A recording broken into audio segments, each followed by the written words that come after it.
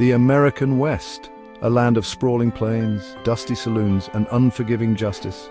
It's a place where legends are made and few shine brighter than Doc Holliday. He was more than just a gambler or a gunfighter.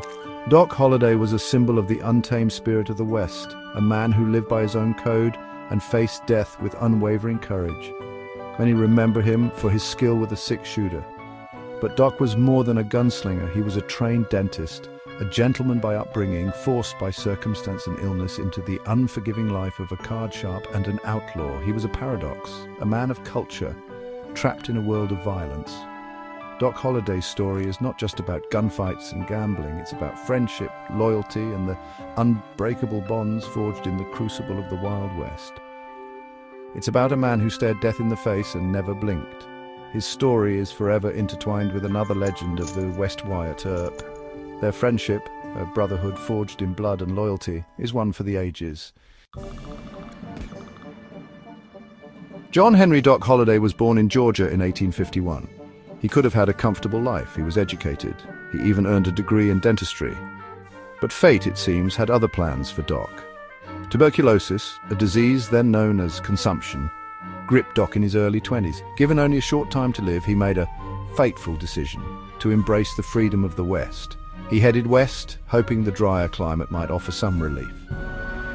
Doc's skills with cards proved more reliable than dentistry in this new, untamed land. He drifted from town to town, making a living as a gambler, sometimes as a card dealer, often as a player himself. His reputation as a skilled and fearless gambler grew, as did his notoriety as a man not to be crossed. It was during these wanderings that he met Wyatt Earp, a lawman with a reputation of his own. Their first encounter would blossom into a friendship that would change both their lives forever. The year was 1878. The place, Dodge City, Kansas. Wyatt Earp, known for his unwavering dedication to justice, was facing down a saloon full of angry cowboys. The cowboys, feeling wronged by Earp's enforcement of the law, were itching for a fight. Enter Doc Holliday. He'd been playing cards, a watchful observer to the brewing tension. Seeing his friend Earp outnumbered and outgunned, Doc calmly rose, stepped into the fray, and leveled his pistol. "You looking for trouble, boys?" he drawled, his voice cold and steady. This act of solidarity cemented their friendship. It was the beginning of a bond that would see them through countless dangers, culminating in the most famous gunfight in history, the gunfight at the OK Corral. Over the years, Earp and Holliday saved each other's lives countless times. Earp knew Doc was a lightning-fast draw with a cool head under pressure. Doc, in turn, found in Earp the family he'd been missing, a loyalty that transcended the violence of their world.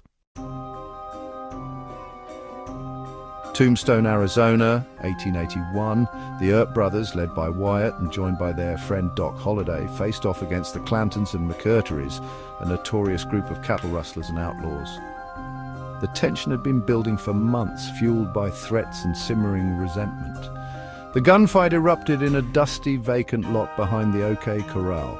It lasted a mere 30 seconds, but those seconds echoed through history.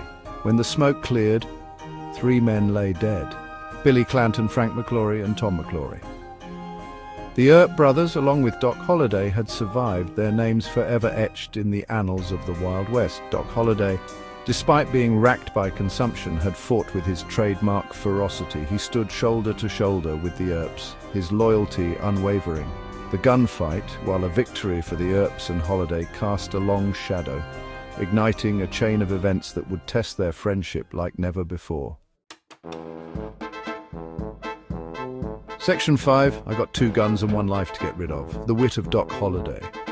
Doc Holliday was known for his quick wit and sharp tongue as much as his deadly aim. He was a master of the cutting remark, often delivered with a sardonic smile. "I've got 2 guns and 1 life to get rid of," he once quipped, "and I don't need help with either." His humor, often laced with irony and cynicism, was a defense mechanism, a way of distancing himself from the harsh realities of his life. He once famously said, "My hypocrisy only goes as far as my throat. I might be the worst sort of man, but I'm going to die like a gentleman." Behind the sharp words and sardonic humor, however, lay a keen intelligence and a deep-seated sense of loyalty. He might have been a gambler and a gunfighter, but he lived by his own code, a code that placed a premium on friendship and loyalty. Section 6. The Vendetta Ride, a testament to loyalty. The aftermath of the gunfight at the OK Corral was far from over. The Earps and Doc Holliday had survived the gunfight, but they were marked men. The cowboys, seeking revenge for their fallen comrades, began targeting the Earp brothers. When Morgan Earp, Wyatt's younger brother, was murdered, Wyatt vowed revenge. He assembled a posse, which included Doc Holliday, and set out on what became known as the Vendetta Ride. For 3 days they rode, relentlessly pursuing the cowboys, their quest for justice fueled by grief and rage. The Vendetta Ride was a testament to the unbreakable bond between Wyatt Earp and Doc Holliday. Despite the danger, despite his failing health, Doc rode with Earp, his loyalty never wavering. Section 7. Ambushed at Charleston, a brush with death. During the Vendetta Ride, the Earp posse, with Doc Holliday by their side, received word that the remaining cowboys were hiding out in the mining town of Charleston. Determined to bring the killers to justice, they rode into Charleston, ready for a fight. As they entered the town, they were ambushed by the cowboys. Gunfire erupted, echoing through the narrow streets. Doc, despite his weakened condition, fought with his usual ferocity, his Colt revolver spitting fire. He was shot in the hip, the bullet narrowly missing his spine. Despite his injuries, Doc remained defiant. He continued to fight alongside the Earps, their bond forged in blood and fire. The gunfight at Charleston, though less famous than the OK Corral, was another example of Doc Holliday's unwavering loyalty and his willingness to face death head-on. Section 8. Legacy of a Lawman, Doc Holliday's enduring fame. Doc Holliday finally succumbed to tuberculosis in 1887 at the age of 36. He died in a bed, not in a gunfight, a fact that surprised many at the time. He is said to have uttered his last words, "This is funny," with a wry smile, as if amused by the irony of his peaceful end. Despite his short and tumultuous life, Doc Holliday left an indelible mark on the American West. He was more than just a gambler or a gunfighter. He was a complex and contradictory figure, a gentleman and a desperado, a man of culture trapped in a world of violence. His enduring legend is a testament to the enduring power of friendship, loyalty, and courage in the face of adversity. He was a true original, a man who lived and died by his own code. Section 9. I'm your Huckleberry, Doc Holliday, a true friend and fearless fighter. "I'm your Huckleberry," Doc Holliday famously said to Wyatt Earp in the film, a line that perfectly encapsulates his character. He was a true friend, a man who would stand by you no matter the odds.